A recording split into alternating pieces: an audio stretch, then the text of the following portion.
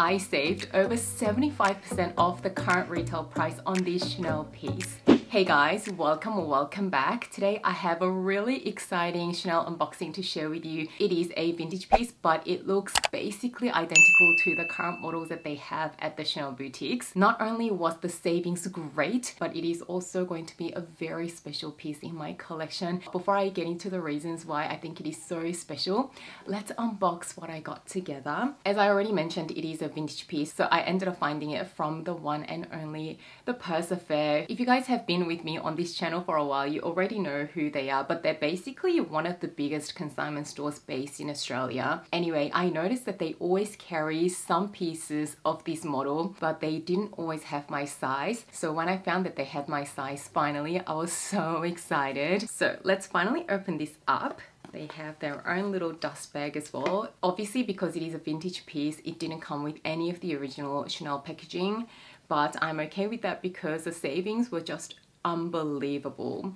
Without further ado, look at what I picked up. Oh my goodness, isn't this the most beautiful and ladylike and classic piece of watch? So I picked up the Chanel Premier watch in the vintage version. It has the most beautiful, timeless and classic design. Really worth having in my wardrobe as it won't be a piece that will go out of fashion. It is apparently the very first watch model that Coco Chanel ever designed. I'm not really a watch person, so whenever I get a watch, I usually stick to models that look a little more like a piece of jewelry, so it can double as a bracelet. If you guys know my collection, you know that I do have a small watch collection, and I do have the tendency to get watches that have bracelet sort of designs, and this was perfect for what I like in a watch. And this particular watch was launched in the year 1987, which is actually my birth year. I did mention this briefly in another video. I was born in December of 1987. So when I found out that the very first watch that Chanel ever did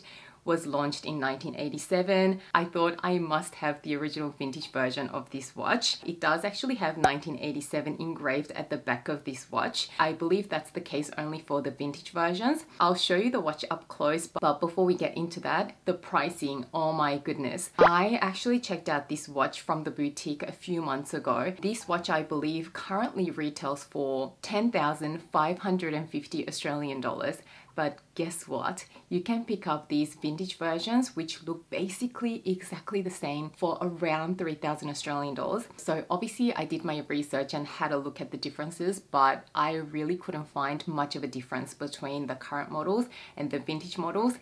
And the vintage model spoke to me even more because it did have the year 1987 engraved in it. I think that this watch is really worth the price point, especially these vintage versions, because of the quality of material that are used in this watch. Let me show you the watch up close. The dial has a sapphire casing, so it will be really durable. I mean, look at this. This watch is a really old watch, but it looks immaculate. The sapphire casing is apparently very strong.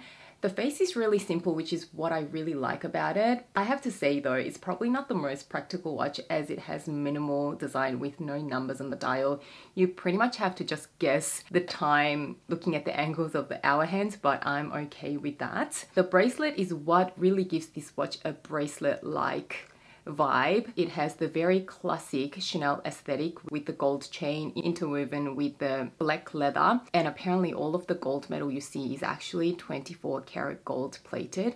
I believe that's also the case for the current models, unlike their handbags, which they don't do that for anymore. For their bag chains, these watches are still plated in real gold. The clasp is really unique. It does have the Chanel engraved in it. The way you open it is pretty unique. So you just lift this flap up and there's another little pin there, and then you can actually open the bracelet. The opening mechanism was the only thing that I found to be slightly different on the current models, but the idea is basically the same. So let me pop this watch on to show you what it looks like on me. Oh my goodness, it is so beautiful. It goes perfectly with what I'm wearing at the moment. With the black and the gold buttons, I am absolutely in love with this. I think it looks so beautiful stacked with different bracelets.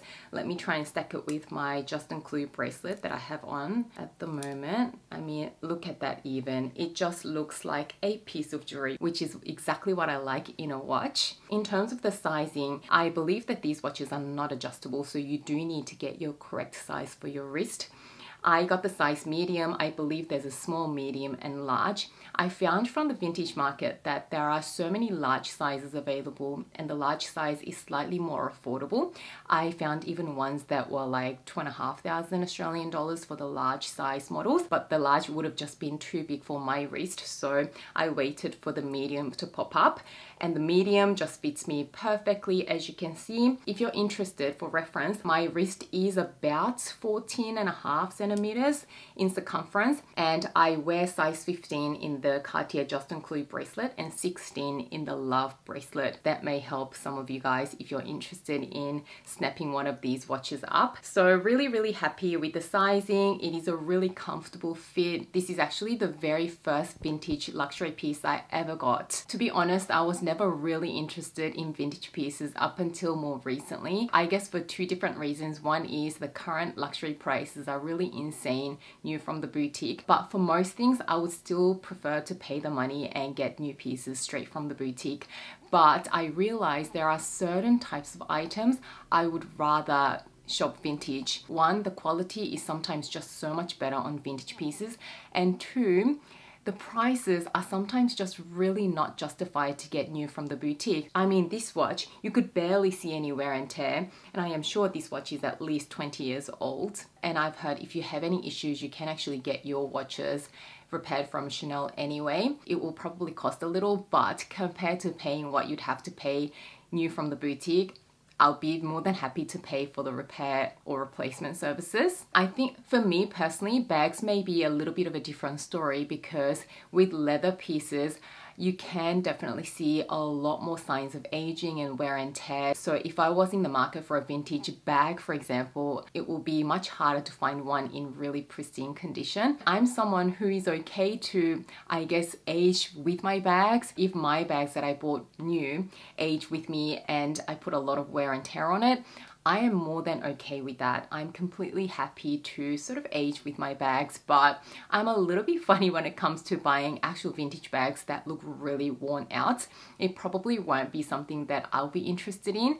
Whereas with jewelry pieces or watches, you can barely notice any wear and tear. So I just thought it was the perfect opportunity for me to dabble my way into vintage luxury shopping. And I am so happy with this piece. So a little bit of a background with this watch. It was discontinued, I'm not sure exactly when, by Chanel, but in 2022, I believe they relaunched this design. So when I went into the boutique to check out the current models, I honestly thought there'll be more visual differences between the vintage version like this one and the current models, but I was really surprised to find that there was really nothing that you could see that was obviously different between the two models. So if you're like me and you do like these bracelet style watches, and if you're born in 1987 like me, I think you should really check these vintage versions out. And out of the consignment stores I usually browse, I found that Persever carried this premier watch the most. So if you are interested in getting one of these watches and you don't want to pay the over 10,000 Australian dollars new from the boutique, I definitely say check these out. If I find that the Persever has any available at the moment, I'll leave links to them down below. But I also believe that they can source different items for you. So yeah, I just had to share this with you because I think the savings is just so amazing on getting one of these. Anyway, that was it for my quick unboxing of my first ever vintage piece. If you have any questions, do leave them in the comments below.